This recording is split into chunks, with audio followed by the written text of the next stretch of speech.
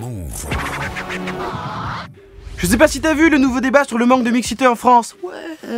Lundi 19 avril, Emmanuel Macron était en déplacement à Montpellier pour parler sécurité avec des citoyens et des policiers. Et alors qu'il était dans le quartier populaire de la Mosson, il a été interpellé par deux mères de famille qui l'ont alerté sur un problème qui les inquiète, le manque de mixité dans leur quartier. L'une d'entre elles lui disant que son fils pensait que le prénom Pierre n'existait pas dans la vraie vie mais seulement dans les livres. Oh et là depuis, alors là c'est le débat. Hashtag Pierre versus hashtag Mohamed sur les réseaux. Donc pendant 3 jours dans TPMP entre un débat sur le Covid et le cul de Loana, on comprend rien. Oh bah CNews ils se sont mis à danser la lambada, comme à chaque fois qu'ils peuvent dire qu'il y a trop de noirs et d'arabes quelque part. Enfin bref, à aucun moment on parle de la corrélation entre le manque de mixité sociale et le fait que des populations immigrées sont surreprésentées dans des classes défavorisées et donc se retrouvent dans des quartiers populaires faute de moyens. Et on parle pas trop non plus du fait que les parents de Pierre, assez régulièrement, ils enlèvent Pierre de l'école quand il y a 2 Mohamed qui déboulent. Et d'ailleurs on remarque qu'il y a beaucoup moins de débats enflammés sur le contraire, c'est-à-dire les écoles où il y a que des Pierres. Après c'est moins enflammé parce qu'en général ces gens-là ils sont au gouvernement ou ils dirigent les médias.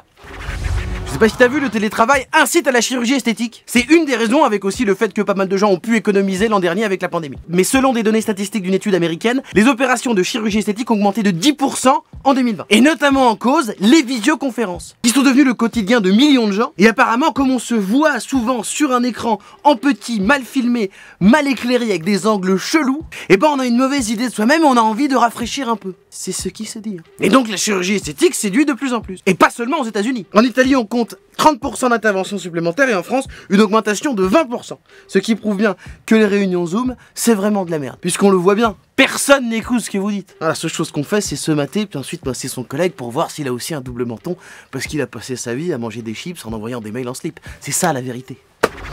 Je sais pas si t'as vu, Vinted te balance aux impôts. Pas mal de monde s'est étonné ces derniers jours de voir apparaître leurs gains Vinted sur leur déclaration de revenus. Mais c'est pas une erreur, c'est normal puisque les plateformes, comme Vinted ou Airbnb par exemple, transmettent vos données de transaction aux services fiscaux. T'es en train de dire que le trésor public il peut me taxer si je vends mes chaussures ou mes slips pour des raisons qui me regardent? D'accord. Mais après on paye pas forcément d'impôts dessus. Apparemment l'administration fiscale est capable de faire la différence entre des ventes occasionnelles et une activité professionnelle. En fait c'est une question de volume de transactions. Ouais, mais ça m'emmerde quand même. Parce que Vinted et Airbnb, ils en payent des impôts en France? C'est possible que ce soit pas énorme. Ah ouais, oui. Oui exact. Et ben voilà, alors qu'est-ce qui nous casse les rouleaux? Move Radio, Hip Hop Nation.